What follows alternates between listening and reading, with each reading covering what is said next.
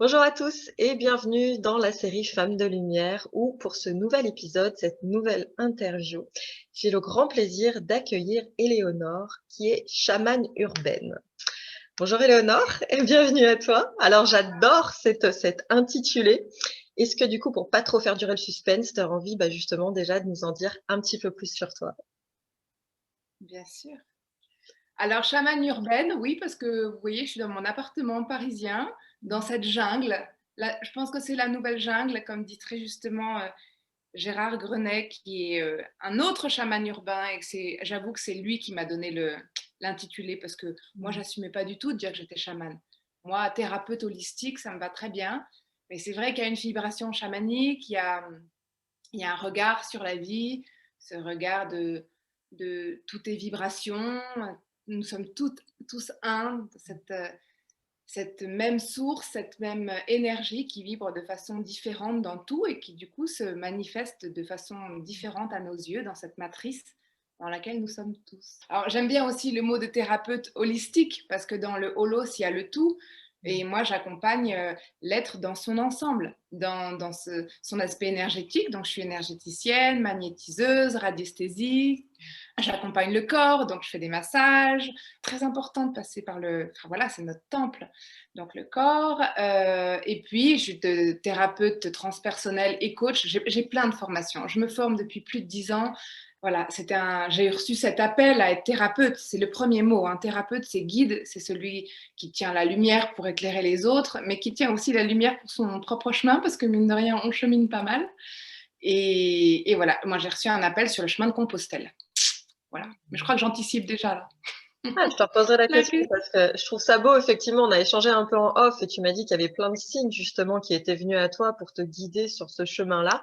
Mais avant qu'on revienne sur ton parcours, je voulais te poser une question par rapport justement à ta vision du chamanisme.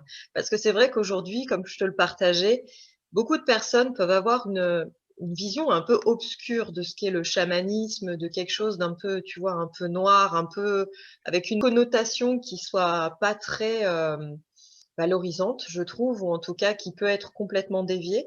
Est-ce que toi, tu voudrais nous partager, du coup, s'il te plaît, ta vision du chamanisme, comment c'est venu à toi, ou comment tu es venu à lui, un peu les deux peut-être, et voilà, comment aujourd'hui tu vis cette énergie chamanique au quotidien dans ta vie? Alors, effectivement, comme tu dis, c'est une étiquette lourde à porter. Et d'ailleurs, parce que c'est une étiquette, moi, je ne la porte pas. Je ne me présente pas comme chamane. Parce que, on est tous chamans. Je ne vais pas me présenter moi chaman, alors qu'on est tous chamans. On a tous ce potentiel de guérison. On a tous, comme on est tous de cette même énergie dont je parle, on est tous reliés et aujourd'hui plus que jamais, on est appelé à réveiller le chaman qui est en nous, donc ce guérisseur intérieur. Donc, comment je la vis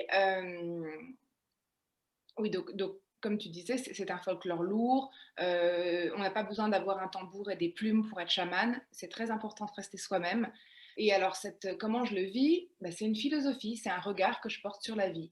J'ai l'impression de passer sans arrêt de ce, de cette conscience que nous sommes dans la matière, incarnés, avec un corps, avec des limitations. Puis comme on a construit notre ego jusqu'à 5 ans, on a nos croyances limitantes, cette envie d'être aimé par tout ce qui nous entoure, et donc on s'adapte, donc on construit un ego. Et puis en fait, à l'intérieur, il y a une énergie, une couleur qui a envie de vibrer, sans forcément faire, en étant juste, parce on est tous des vitraux. Euh, Indispensable à la Terre et, et au rayonnement de la Terre. Donc si vous êtes sur Terre, c'est parfait, c'est juste, même si ça vous semble difficile, c'est voilà, c'est ce regard que j'ai, c'est tout est parfait. Quand quelqu'un vient me voir avec un cancer, avec une rupture très douloureuse, un chagrin d'amour, un deuil, ou tout simplement une perte de sens, qui je suis, bah moi, ce regard, ça va être une bonne nouvelle. C'est un réveil. C'est pour aller vers la lumière. Voilà. Donc, je le vis comme quelque chose de très joyeux parce qu'en fait, le chamanisme aussi, c'est beaucoup d'humour, de joie, de la joie dans tout, même dans les épreuves. parce que en fait, on est super courageux d'être humain. C'est super difficile. Et là-haut, les guides, ils nous encouragent, ils nous soutiennent, ils sont conscients que c'est pas évident. Et en fait, ils nous envient aussi parce que ben, on vit une densité unique que là-haut, ils ne vivent pas. Voilà. Donc le parfum d'une fleur, la, le toucher, une caresse, tout ça, on vivra autre chose là-haut, mais ce ne sera pas ça. Donc, il faut en profiter. Je te remercie de partager ça. Je trouve que c'est vraiment important, comme tu disais, de désacraliser un peu le côté très lourd que peut porter le chamanisme, alors que voilà, à la base, c'est complètement autre chose. Les personnes qui viennent à toi, en général, quelles sont leurs demandes particulières? Et par rapport justement à toutes les formations que tu as pu faire, qu'est-ce qui nous donne une couleur particulière à ton accompagnement du fait de ce point de vue vibratoire chamanique? Alors, je pense que ça va paraître surprenant, hein, mais quand la personne rentre dans cette pièce dans laquelle je médite beaucoup, je suis dans cette... donc, j'y habite, hein. Moi, je reçois dans mon appartement où j'ai mon mari et mes 2 filles qui y habitent et qui s'en vont, hein, quand j'ai des séances. Euh, on peut rester en face à face avec quelqu'un. Avec cette conscience-là, mon aura et son aura vont rentrer en connexion, en syntonie, et on pourrait juste rester en méditation. Le soin se fait.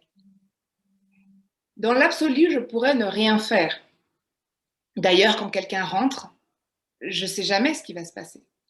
La première chose que je fais, c'est que je vais faire poser la personne, j'offre une tisane et tout, puis on va aller à l'essentiel, dans le cœur, se poser, accueillir tout ce qui est, les bruits de Paris, Paris qui s'agite, puis on va rentrer à l'intérieur.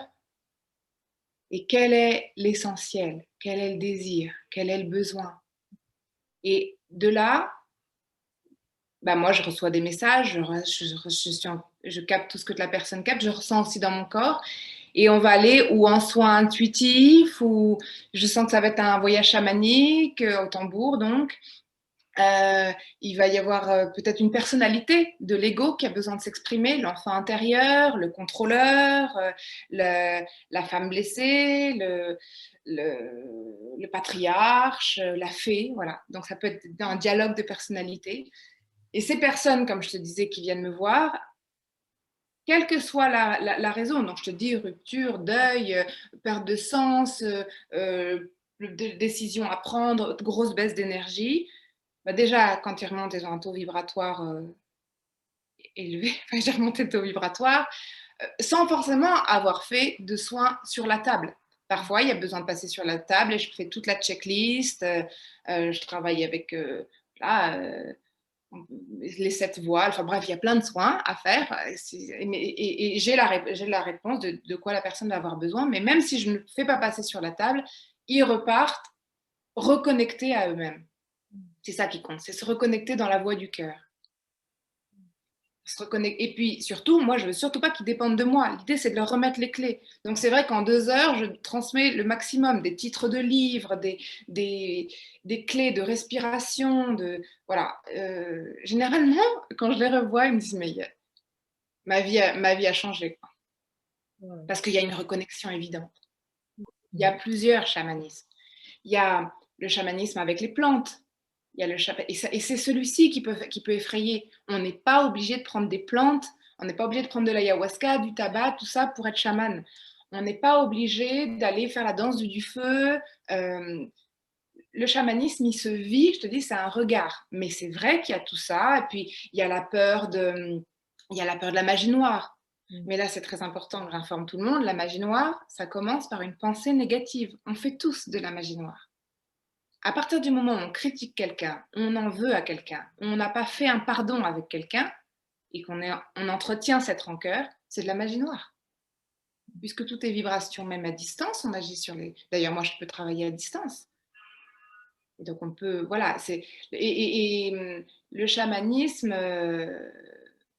il y avait aussi ce côté secret. Il y avait plein de soins, qui étaient restés...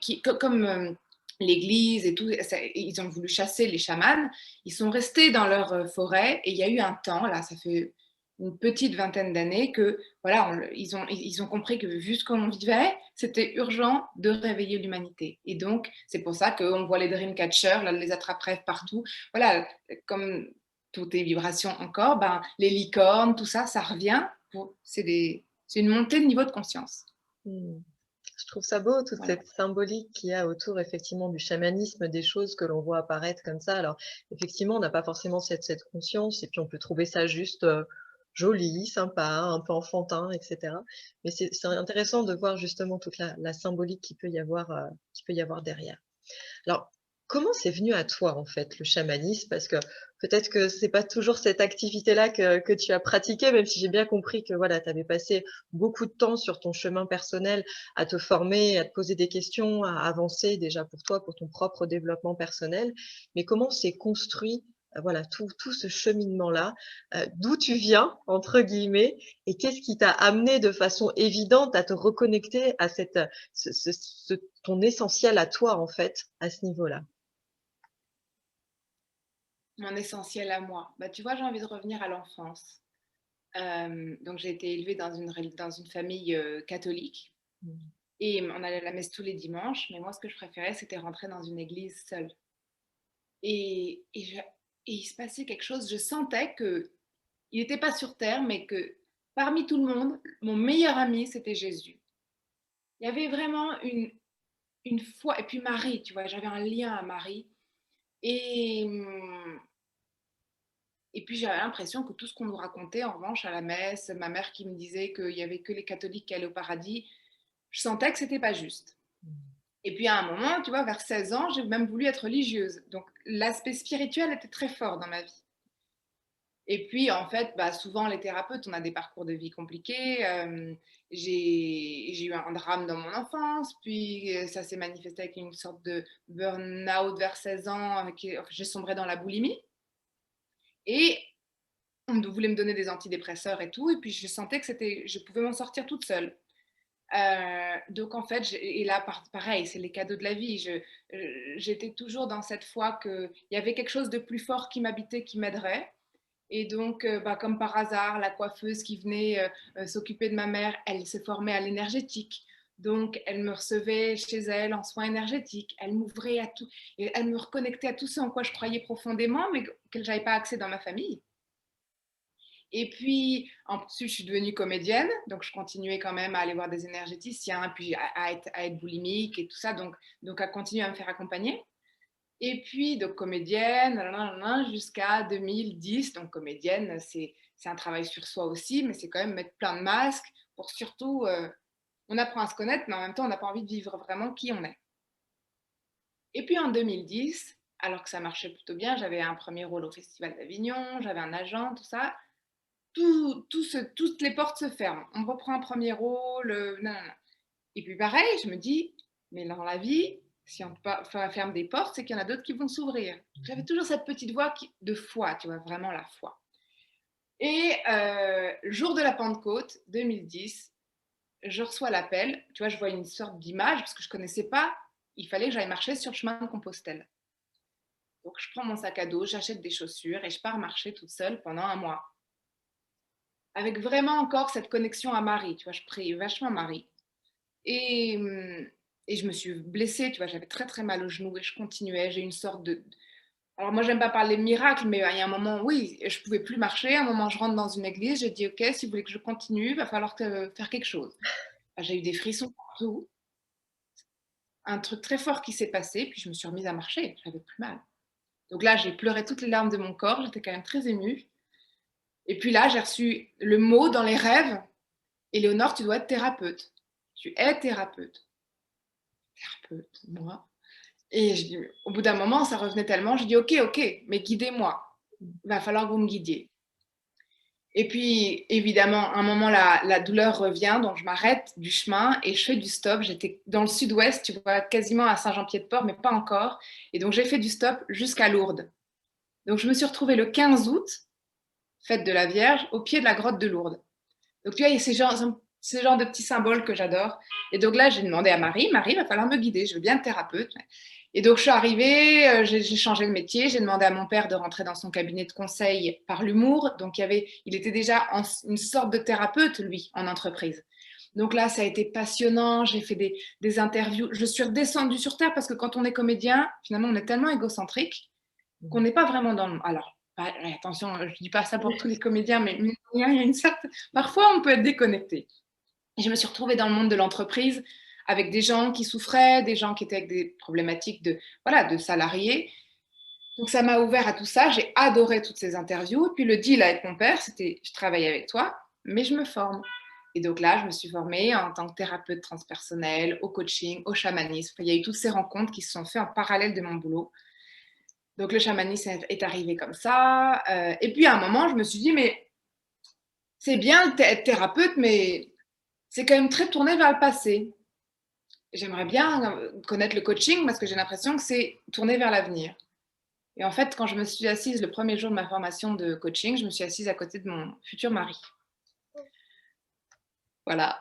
Et donc, on s'est formés tous les deux. Ça a été très vite, notre histoire. On s'est mariés. Et je suis tombée enceinte 5 mois après.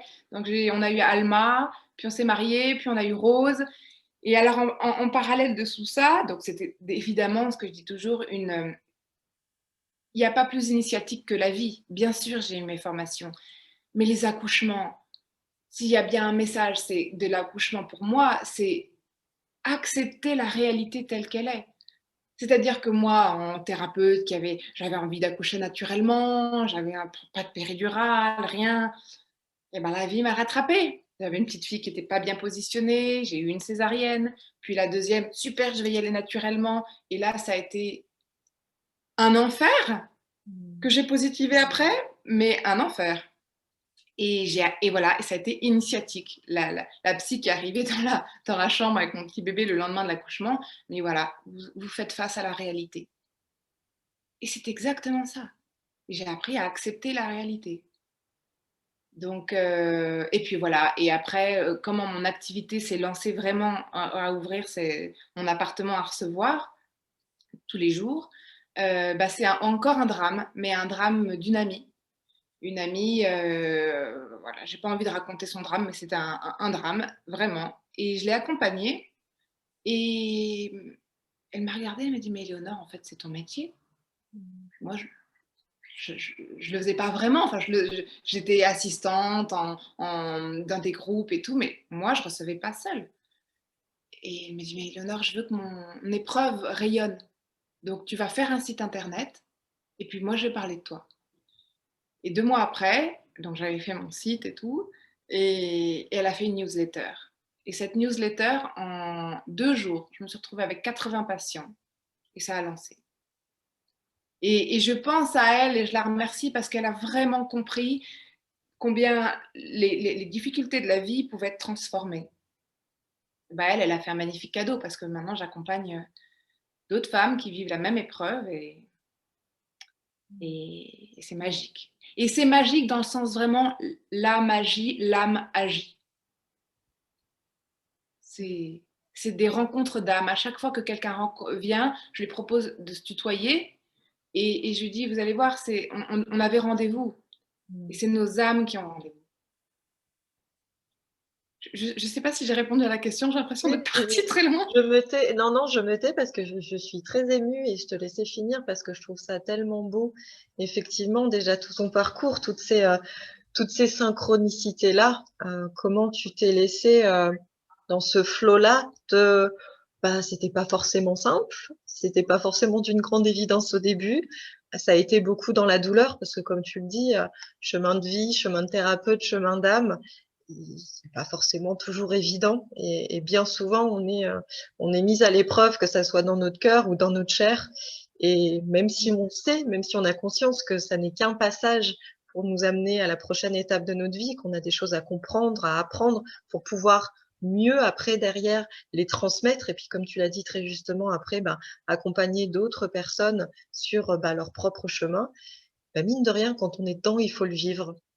Et quand il y a d'autres personnes voilà, sur nos chemins, parce qu'on peut avoir déjà nos propres épreuves, mais comme tu le dis, avoir des personnes proches, amis, famille, voilà, entourage quel qu'il soit, qui parfois viennent vraiment nous toucher là où on a besoin de se rencontrer nous-mêmes. Et voilà, c'est un beau cadeau et en même temps, comme tu le dis, c'est très, très éprouvant. Donc, je trouve ça très joli que tu le partages comme ça. Merci beaucoup pour ça. Et je voulais revenir sur quelque chose que tu m'as partagé tout à l'heure, quand tu disais, moi, quand je demande, je reçois. Alors, je sais que c'est quelque chose qui est écrit dans la Bible, hein, si je me trompe pas, demandez et vous aurez.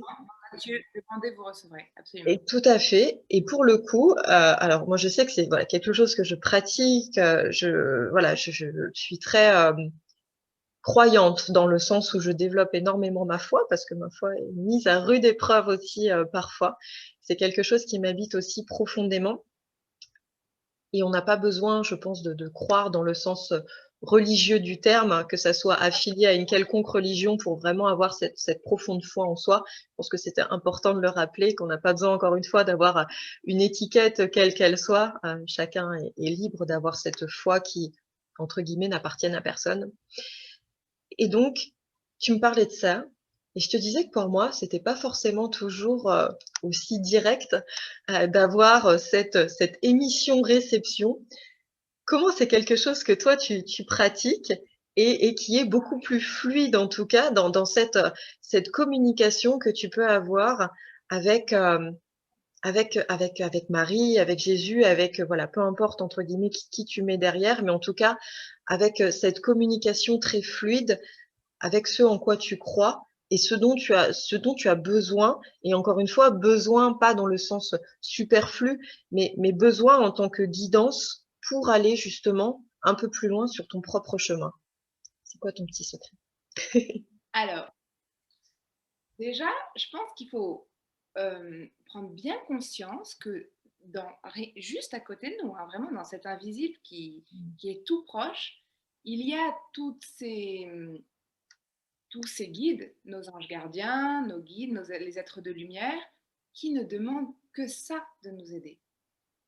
La source, en fait, elle ne veut que notre joie, mais c'est nous qui nous enfermons avec nos doutes.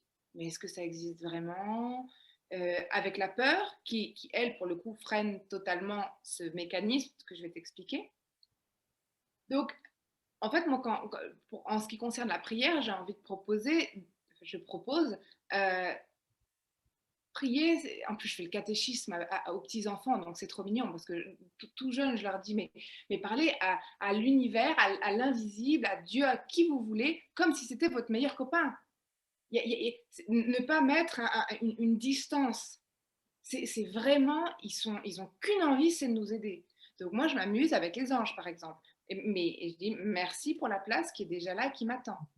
Merci pour l'appartement, parce que celui-là, c'est une réponse à l'univers hallucinante. J'ai fait que 3 visites, celui-ci, c'était évident. Alors, je te dis comment ça marche. Une fois de plus, tout est vibration. Nos pensées sont vibrations. Et heureusement, les vibrations positives sont plus fortes que les négatives. Donc, quand on émet, en fait, on est un émetteur. Imaginons qu'on est tous une antenne radio et on émet sans arrêt, sans arrêt, sans arrêt. Et tout dans l'invisible, le tout est possible existe, puisque tout est possible, la source c'est du tout est possible. Donc ça vibre quelque part, nous on envoie une fréquence, par exemple, j'ai envie d'un appartement. T'aimais la fréquence de ton appartement, alors là tu t'amuses. Hein. Tu peux dessiner, ou alors tu fais une liste de ce qui est vraiment important pour toi, et puis ça, ce serait bien, mais c'est pas obligatoire. Puis après, tu lâches avec de toute façon, je fais confiance, le meilleur pour moi, arrivera. Tu envoies cette fréquence, puis tu la nourris, tu peux faire un petit tableau de visualisation avec des trucs que tu as découpés, des mots, puis tu le mets dans ta chambre, du coup ça émet la vibration. Et, puis, comme c'est dans tout est possible, à un moment, ça match. Et tu vas voir, c'est évident, tu as le signe, et puis après, tu peux demander les signes. Ça va être quelqu'un qui va dire, oh, le quartier, un tel, il est super sympa, bah, tu vas voir dans le quartier. Il faut écouter les signes. Les signes, ça peut être une annonce publicitaire, ça peut être quelqu'un dans la rue, ça peut être au moment où tu appuies sur la radio. Moi, mon histoire de Compostelle, j'ouvre la radio, la voiture de ma mère, et à un moment, j'entends Éléonore. C'était la journaliste qui s'appelait Éléonore. Et ça parlait de quoi? D'un pèlerinage. Ça venait conforter mon intuition de Compostelle. Donc, voilà. Et en revanche, ce qui est très important de savoir, une fois que tu as mis, c'est que si tu te mets dans le doute, dans j'aimerais bien que ça arrive, mais je suis pas sûre, j'espère, bah, ça peut pas matcher. Il faut, parce que c'est ça qu'on comprend pas dans la loi d'attraction, c'est que c'est important d'entretenir cette émission positive, de faire comme si c'était déjà là. Tu veux partir quelque part, tu peux symboliquement commencer à faire ta valise. Voilà. Je suis claire là ou pas? Ah mais complètement, complètement. C'est vrai que Voilà. c'est pas toujours simple en fait, d'être dans, tu vois, dans ce truc toujours high level, on va dire, et d'arriver à se diriger sans avoir, tu vois, ce petit coup de mou, ce petit doute qui vient te chercher à un moment donné, et ce petit truc où c'est pas que t'es pas sûr, mais il y a des fois, il y a tellement un delta en fait entre ce que tu vis, entre là où t'en es et ce que tu demandes, que au fond de toi, tu te dis franchement, ça serait tellement magique, mais tu vois, ce petit mais qui Alors, vient te chagriner un petit peu. je te propose une autre vision pour te débloquer le mais. Mm. C'est du chaos, c'est une des lois cosmiques, hein. Du chaos naît l'harmonie. Donc, bien sûr que c'est difficile quand tout est chaos ou un peu chaotique d'imaginer que ce truc de rêve arrive. C'est difficilement imaginable dans notre matrice encore, avec nos croyances et tout.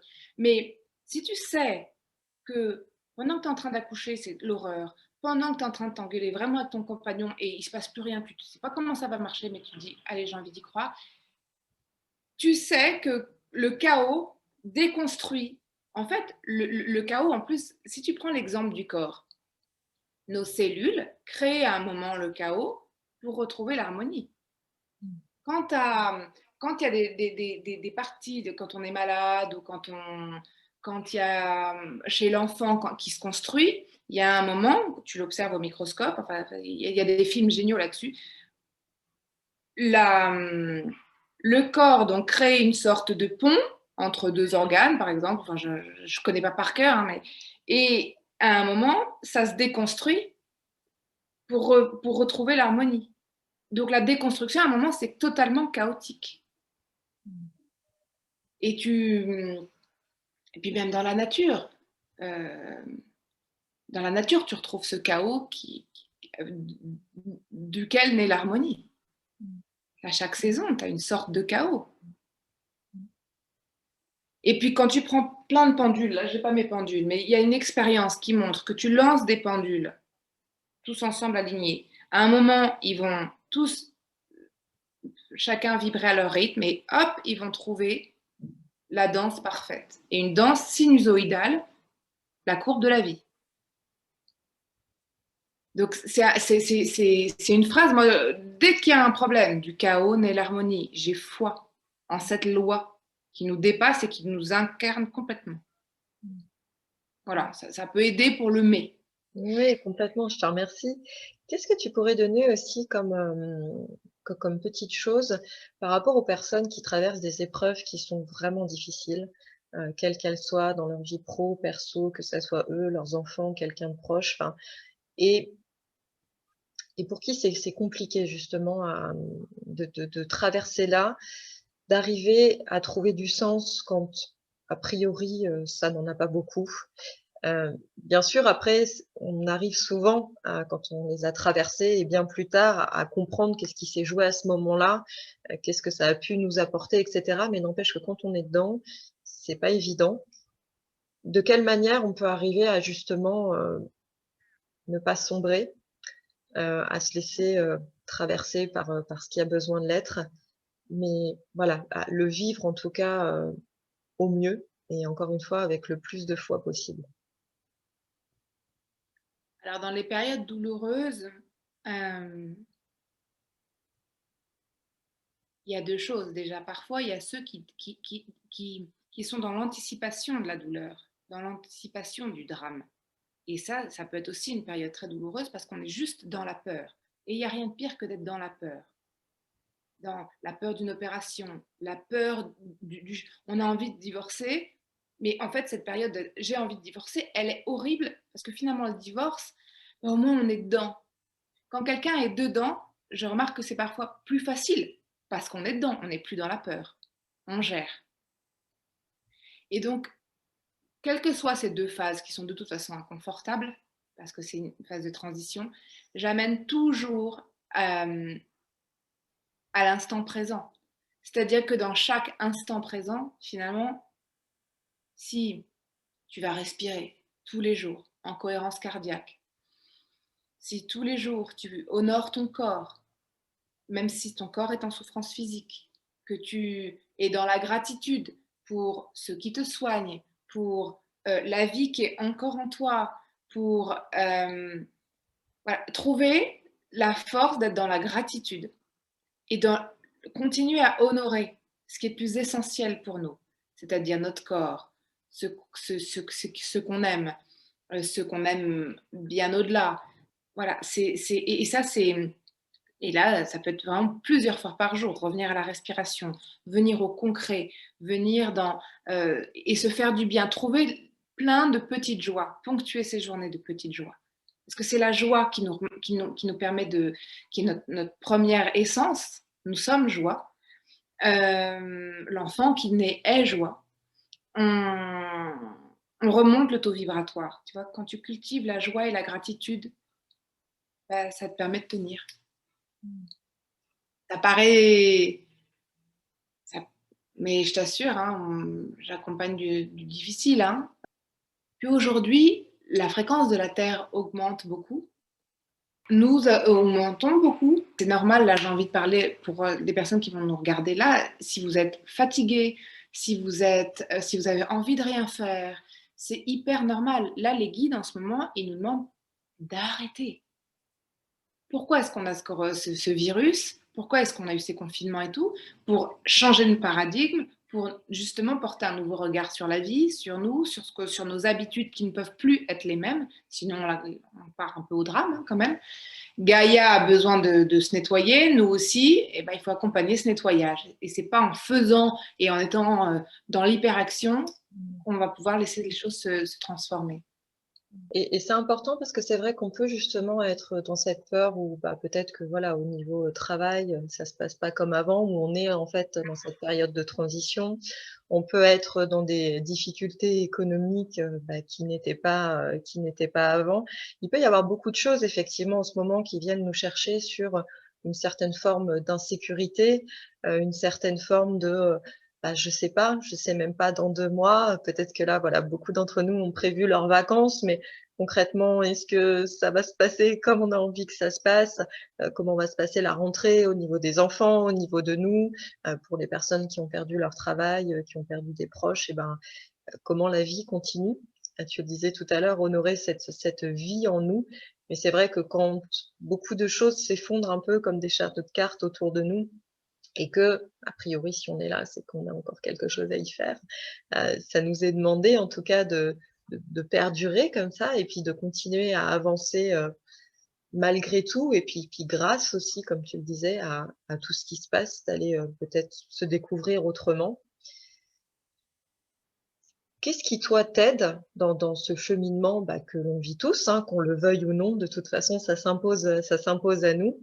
Qu'est-ce qui t'aide à nourrir ta foi, à nourrir, cette confiance que tu as, en toi et en la vie, de te dire que: «Je sais pas, parfois je sais juste pas, non plus, mais je sais profondément que ça va aller et que je serai de toute façon en capacité, si je suis là, de répondre à ce qui s'en vient».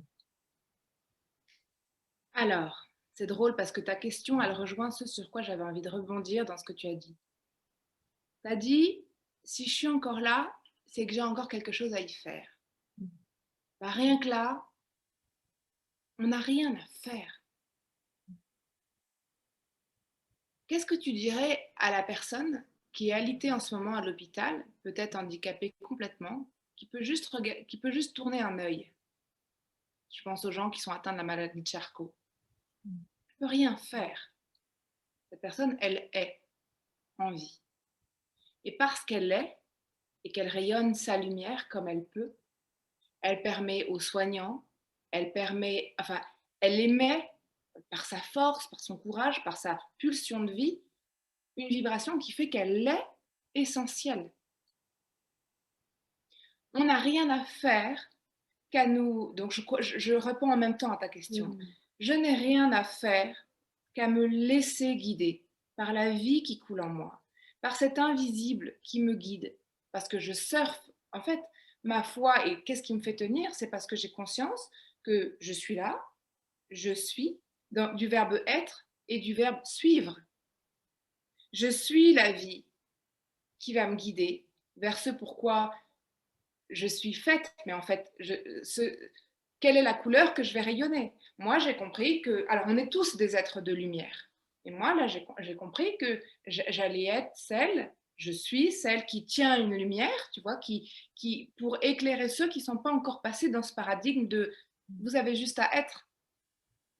Vous êtes parfait tel que vous êtes, même dans votre chaos, même dans votre maladie, même dans votre transition, c'est parfait. Vous êtes dans cette étape-là, ça va changer et vous allez vers ce que vous êtes vraiment. Ça peut paraître hyper fort comme message pour des gens qui sont encore métro, boulot, dodo dans leur souffrance, mais je t'assure que je vois des transitions tous les jours. Personnes qui viennent vers, tu vois, en 6 séances, mais espacées parce qu'on n'est pas là pour... bah, voilà, ils ont changé leur vie parce qu'ils ont connecté avec ce, ah ouais, j'ai juste à suivre ma joie. Parce que nous sommes joie.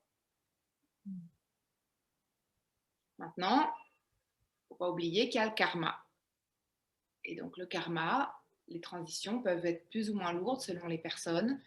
Il y en a qui, quand on peut leur dire, oh là là, ils ont une vie, les pauvres. Bah, je dis oui, mais en même temps, tout est un cycle. Ils doivent peut-être passer par là parce que il y a une des dettes karmiques.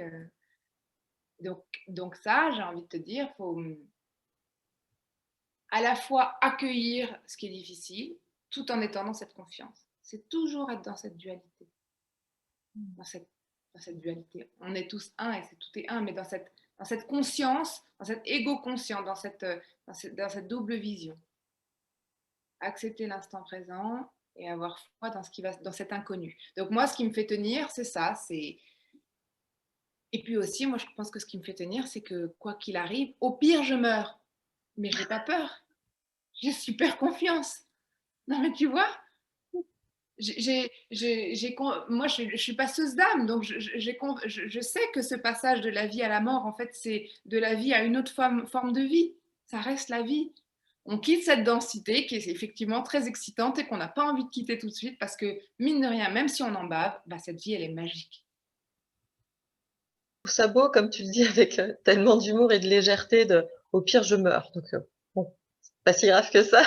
Ce sera juste une continuité autrement, mais voilà, c'est intéressant, je trouve ça, de voir les choses de cette façon-là, parce que c'est vrai que dans la vie de tous les jours, on peut être beaucoup pris par une certaine matérialité, des préoccupations très pratico-pratiques qui peut-être bien souvent prennent le dessus sur cet être, comme tu dis, sur je suis, et sur le côté flippant de ah oui, non, mais si je fais rien, du coup, qu'est-ce qui se passe et comment je vais faire et comment ci et comment ça. Et c'est vrai que c'est important ce que tu dis du coup, on s'oublie dans cet essentiel dont tu parlais tout à l'heure. Qu'est-ce que du coup tu aimerais faire passer comme message? Alors, un tout à chacun et puis peut-être particulièrement aux femmes, parce que c'est vrai que j'accompagne moi personnellement exclusivement les femmes et je vois qu'il y a beaucoup de choses qui se jouent au niveau du féminin en ce moment, au niveau des énergies, au niveau de la maternité, au niveau du couple, au niveau de la position de la femme, au niveau de la violence même qui peut se jouer entre cette dualité masculin-féminin. Et voilà, c'est pas forcément évident aussi à traverser. Donc, qu'est-ce que toi tu en perçois peut-être, si tu as envie de nous partager ce qui t'inspire à ce niveau-là? Et puis, comment tu pourrais pas nous guider un petit peu sur cette transition-là? Alors, je vais te parler du féminin, mais je sens qu'il est de rebondir sur quelque chose qui est une autre loi cosmique qui est importante d'avoir moins de saisir, c'est la loi de permettre. Parce que Quand je dis parce que finalement cette vie elle est magique, il y en a plein qui pourraient dire ah, d'accord, elle est magique, super, avec tout ce que j'encaisse. Ben, et puis attends, pas tout ce que j'encaisse. Il y en a qui, dans leur grand appartement, tout va bien, nanana, et puis ils peuvent voir en Afrique, dans les pays en guerre. Ils disent ah bon, c'est ça la vie magique, tu trouves que c'est vraiment magique? Bah, là, il y a une loi cosmique à comprendre, c'est la loi de permettre. Permettre dans le sens permettre, permission. À partir du moment où ça existe, où le viol existe, Hitler a existé, les tortures, et ben quelque part, c'est divin. Parce que la source vient s'exprimer en toute chose. Et que quelque part, tout ça, c'est illusion, puisque nous sommes bien plus que tout ça. Mais pourquoi il est temps de réagir? Pourquoi c'est important de se réveiller? Et je vais en venir aux femmes. Parce que le féminin est l'avenir de tout ça, bien sûr. Il est essentiel aujourd'hui de se réveiller et d'avoir ce saut quantique, de passer de cette résistance, de cette action à laisser faire. Si tout le monde commence à prendre du recul et à être dans cette acceptation, en fait, on ne créera pas tous ces conflits-là. On va vers une autre humanité. On est en train toutes les âmes qui ont décidé de s'incarner, et en ce moment, tous ceux qui sont sur Terre en 2021, on est en train d'accompagner un énorme changement de paradigme. Mais ça passe par une acceptation de ce qui est. Et ok, il y a beaucoup d'horreur. Mais ce n'est pas en étant en résistance que ça va lâcher. D'où le féminin. Le féminin est acceptation. Le féminin, il est dans tout ce qui est intime, secret, profondeur, lâcher prise. En fait, j'ai envie de t'expliquer quelque chose qui est très mal compris en Occident, c'est cette histoire de yin et de yang. En fait, nous sommes une même montagne. L'énergie yin, le féminin, c'est celle qui va vers la terre, vers l'intérieur, vers le secret, vers être. Le yang, qu'on a tous, hein, c'est cette énergie qui va vers le soleil, qui va vers le fer, qui va vers la matérialisation. On a besoin des deux. Mais il y a un déséquilibre aujourd'hui. Donc, il est très important d'arrêter de faire pour être, se connecter à la Lune, aux astres, au cosmos, à la nature, et accompagner Gaïa dans son nettoyage. Et nous sommes Gaïa, chacun, nous sommes notre propre planète. Donc, nettoyer notre planète, accompagner notre propre planète. Et si chacun fait son travail, parce que c'est facile, hein, il y a plein de gens qui travaillent dans des ONG pour changer le monde, mais ces gens, tu rencontres quelqu'un qui travaille dans une ONG, c'est surbooké, pas tant t'occuper de mes enfants, machin. À quoi ça sert? C'est pas ce qu'on demande. Personne n'est appelé à sauver le monde. Personne. Si chacun revient, comme disait Voltaire, à s'occuper de son propre jardin, c'est comme ça. Et ça, c'est l'énergie féminine. Et alors, c'est comme un pendule. On est allé beaucoup trop loin dans le patriarcat. Il y a un coup de revers avec un féminisme qui, pour moi, c'est OK, mais c'est aller loin. Maintenant, il est temps d'apaiser. Et d'apaiser en soi, de trouver cet équilibre yin-yang, de pardonner et d'accepter ce qui s'est passé, ce qui se passe encore. Mais je pense que ce n'est pas notre rôle, nous les femmes, d'aller en militante. Ce n'est pas l'énergie qu'on nous demande. C'est nous, au contraire. L'idée, c'est de revenir au cœur, de calmer le jeu, de pardonner, de s'occuper de nous, de montrer l'exemple. C'est sûr qu'on a besoin de montrer l'exemple. Mais vraiment avec toute cette douceur. Tu vois, s'il y a un mot, c'est douceur, s'autoriser des siestes, être dans cette exemplarité de calmer. Parce que celles qui sont mères de fils, moi j'ai 2 filles, mais les mamans de garçons, c'est sûr qu'elles portent l'avenir. Parce que c'est elles qui vont transmettre aux futurs hommes un nouveau regard sur la femme. te remercie pour ça, ça m'émeut énormément et je te rejoins complètement là-dessus. Donc, je te remercie parce que je laisserai à chacun le soin de prendre ce qui lui parle, mais je trouve que c'était, important d'être dit et c'est vrai que tu parles des mamans de garçons. Alors moi aussi du coup j'ai 2 filles tout comme toi. Je trouvais que peut-être que chacune son rôle, je sais pas ce que c'est que d'avoir un petit bonhomme, mais en tout cas je sais que c'est important aussi en tant que femme, en tant que maman de fille, de faire des choix pour soi, pour montrer à nos filles, que c'est possible et qu'elles peuvent être justement telles qu'elles sont, qu'elles peuvent faire leurs propres choix, qu'elles n'ont pas, voilà, à être dans une, dépendance quelle qu'elle soit ou dans une supériorité, par rapport, au masculin. Donc elles peuvent, des fois avoir ça vis-à-vis de leur papa ou pas. Ça dépend aussi le rôle du père et la place du papa du coup dans ces familles, auprès de leurs petites filles et cetera. Donc je trouve que c'est effectivement très important d'être partagé, d'être entendu, à défaut d'être, accepté et c'est vrai qu'on peut avoir tendance bien souvent et moi la première, hein, complètement à être, dans une certaine colère, dans une certaine, incompréhension, de ce qui se passe et de ce qui est, en tout cas pour moi, d'une violence que je enfin je trouve voilà, qui sort complètement d'une quelconque raison et d'une quelconque, possibilité et c'est vrai que, bien souvent, par rapport à plein d'atrocités, quelles qu'elles soient, je me suis posé cette question, de: «À quel moment le divin laisse faire ça?» Et c'était quelque chose, moi, qui est venu me chercher, mais très profondément, justement, dans cette foi, de me dire, au fur et à mesure que j'ai grandi, que j'ai mes propres épreuves et puis que, bah, mon regard aussi sur le monde, a grandi, au fur et à mesure, de se dire qu'il y a vraiment, tellement de choses qui sont amour, qui sont lumière, qui sont beauté, qui sont, comme tu dis, vraiment des de véritables cadeaux. Et puis à côté de ça, et ben, il y a des zones, non éclairées, on va dire, qui sont vraiment, d'une profondeur abyssale et que, je ne comprenais pas et que je ne comprends toujours pas et c'est vrai que c'est une question qui est venue me chercher et puis jusque-là même, récemment où voilà, j'ai appris, heu, des drames, qui m'ont vraiment profondément touchée en tant que femme et en tant que maman et j'ai du mal parfois, je dois l'avouer, à être, dans cette acceptation. Alors c'est vrai que il y a toujours ce côté pile ou face, toute chose existe parce que son contraire, elle existe aussi. Il y a toujours, voilà, de 2 faces et cetera. Néanmoins, ça vient voilà, me questionner et encore une fois, me faire travailler, comme tu dis, sur cette question, d'acceptation, hem, de réussir à garder, de la bienveillance et à pardonner, ce qui pour moi est juste, bah, juste inacceptable, quoi.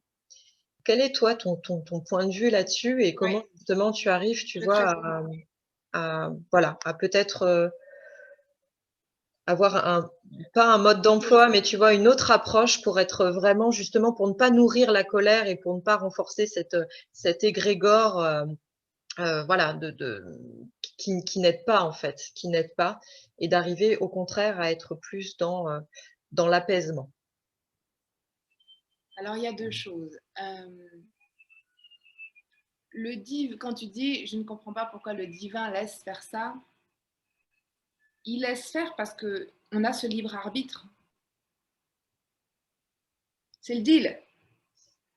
On est là, on est libre, mais c'est important d'entendre libre. On est d'accepter ou d'être en résistance. Et c'est cette résistance qui crée tous ces conflits, toutes ces horreurs.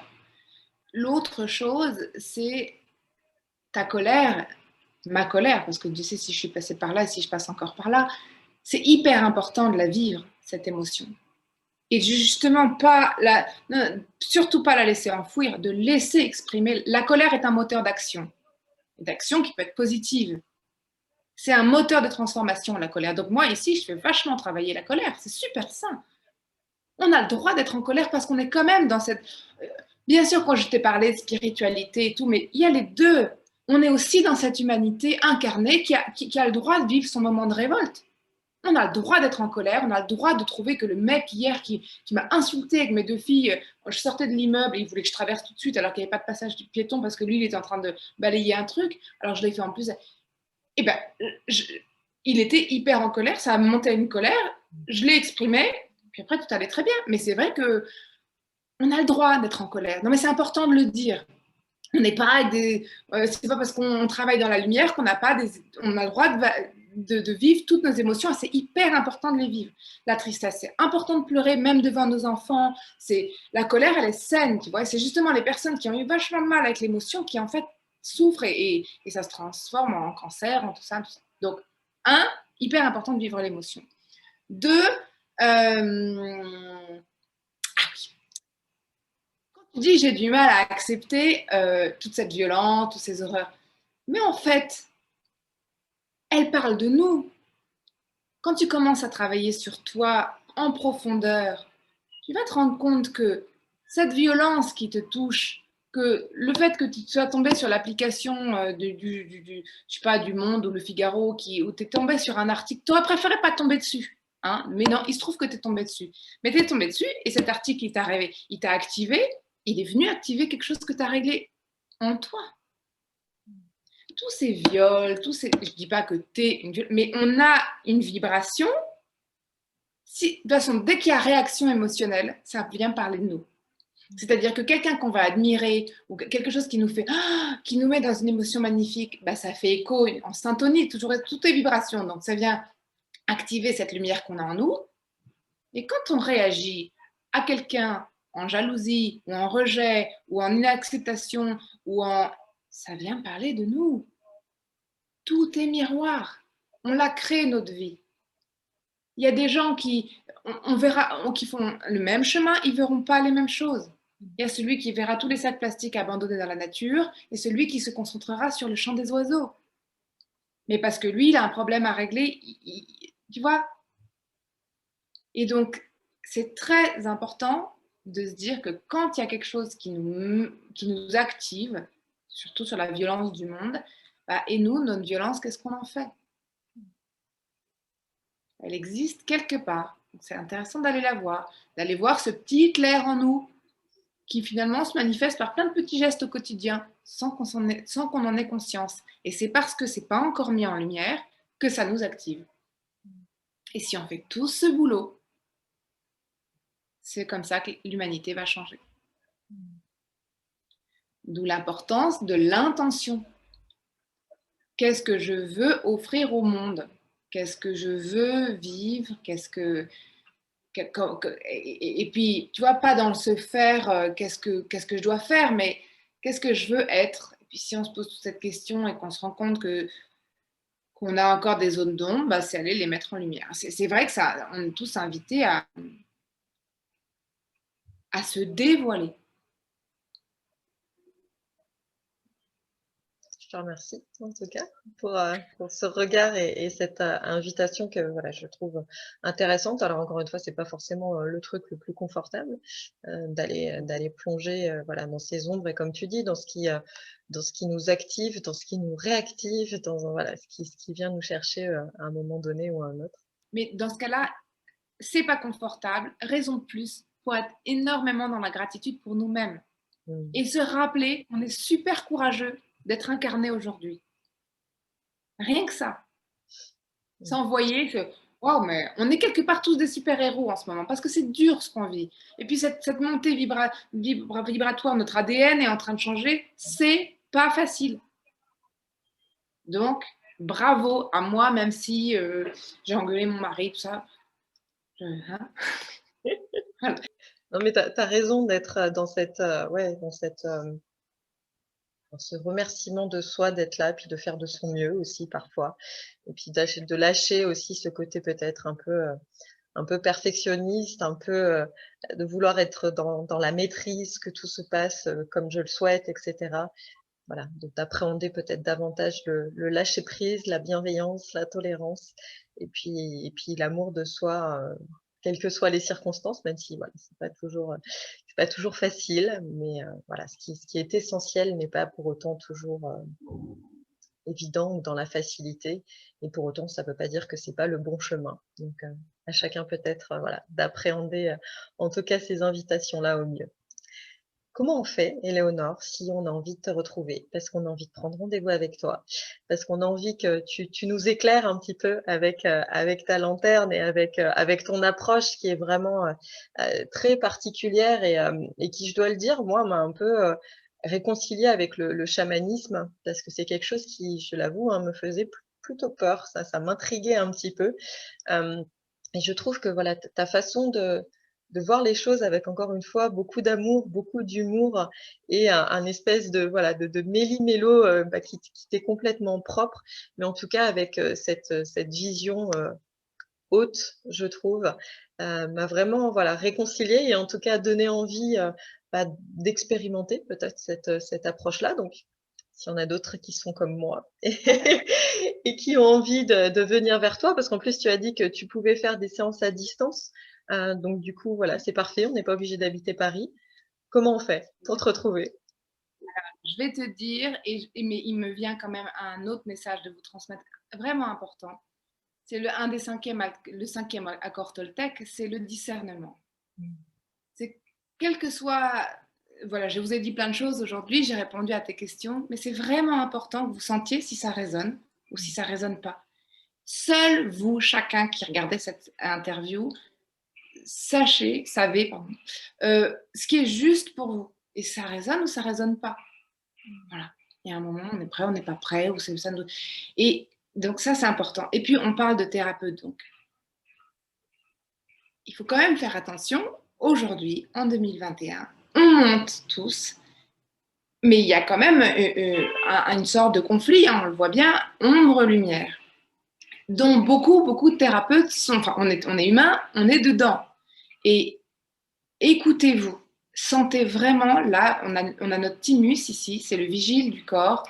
Venez mettre votre main et sentir, c'est OK ou c'est pas OK, j'ai envie ou j'ai pas envie. Parce que il y a beaucoup de thérapeutes qui sont pas alignés aujourd'hui et c'est important de le dire parce que je récupère des choses, tu peux pas savoir, Anne-Claire. Des, on m'a dit que enfin voilà, c'est pas forcément de la magie noire, mais c'est des grosses projections ou des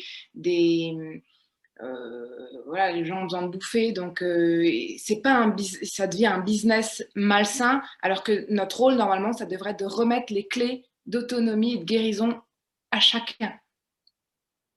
Et l'abondance, elle est là. On trouvera une autre. Enfin, je dis pas que mais c'est hyper important de sentir avec son cœur, avec ses tripes, quel est le thérapeute qui nous appelle. Et quand il y a quelque chose de pas juste, de surtout pas remettre le pouvoir au thérapeute. Si c'est pas juste, si je sens pas juste, ben j'y retourne pas ou, enfin voilà, ça me semble important de dire ça. Et alors moi, si on veut venir me voir, donc je propose plusieurs choses. Déjà, je propose des retraites maintenant. La dernière fois, c'était eu avant ma retraite. Voilà, et ben, c'était génial, ce séjour ressources, retour à la source. Donc ça, j'organise ça. La prochaine est en novembre et ensuite en mai.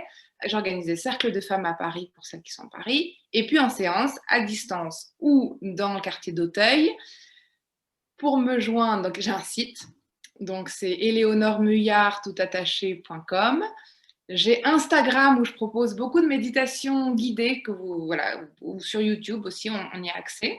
Donc mon Instagram, c'est voyage au cœur de soi avec les petits tirets du bas entre chaque mot. Et voilà, j'ai ma page Facebook, voyage au cœur de soi. Super.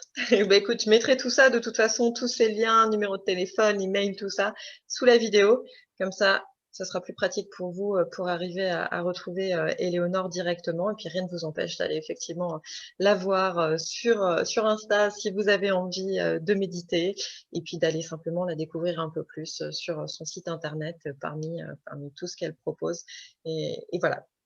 Je te remercie vraiment du fond du cœur. Toi, je t'avais prévenu en début d'interview qu'il y a une trame, mais que souvent on se laisse emporter et c'est exactement ça et c'est vraiment ce que j'aime et je te remercie d'avoir suivi ce flot-là de ce qui avait envie d'être partagé, de ce qui avait besoin d'être dit d'une certaine façon ou d'une autre. Merci vraiment beaucoup parce que c'est une belle rencontre Et j'avais, ouais, je suis pleine de gratitude pour ça, parce que c'est vrai que parfois on n'ose pas dire les choses, parfois on n'ose pas, dire ce que l'on pense, parfois on n'ose pas se montrer tel que l'on est, justement dans cette simplicité-là, dans cet, essentiel-là. Et je te remercie vraiment beaucoup pour ça, parce que je pensais pas que tu allais dire tout ça. Et puis au final, je trouve ça vraiment génial parce que c'est pas qu'une histoire, comme tu disais, de thérapeute, de chamanisme, de quelque étiquette que ce soit, mais c'est vraiment de se rappeler qu'on est des êtres humains, qu'on est tous des guides déjà pour soi avant tout, et puis les uns pour les autres, que ça soit par effet miroir, comme tu en parlais, ou voilà, quelle que soit la façon dont ça se manifeste. Donc, merci vraiment beaucoup du fond du cœur pour ça, Éléonore. Je Merci te à toi, remercie. ton rôle est super précieux, hein. C'est grâce à toi que ça, voilà, que ça peut rayonner. Donc, merci à toi de cet élan de partage, de rayonnement. C'est, voilà, moi, j'aurais pas. Si tu n'es pas là, le message passe pas. Donc, bravo. Merci aussi. J'espère que ça vous aura inspiré. J'espère que peut-être que ça vous aurait fait écho ou peut-être pas, ou en tout cas que ça vous donnera à réfléchir sur vous, sur la vie, sur ce que vous avez envie d'être et non pas forcément de faire. Et que voilà, les choses pourront en tout cas avancer pour vous. Et puis encore une fois, c'est pas une tare, c'est pas quelque chose de honteux ou de compliqué, de parfois ressentir que l'on a besoin d'aide et d'arriver à, voilà, parfois faire le premier pas quant à la personne qui nous fait écho, quand on sait que c'est peut-être la meilleure chose pour soi actuellement. Je vous laisse faire le tri dans tout ça, prendre ce qui vous parlera. Merci d'avoir été avec nous pour ce moment-là, pour ce moment de partage. Je vous fais un gros bisou, je vous souhaite une magnifique journée et à très bientôt pour une prochaine interview.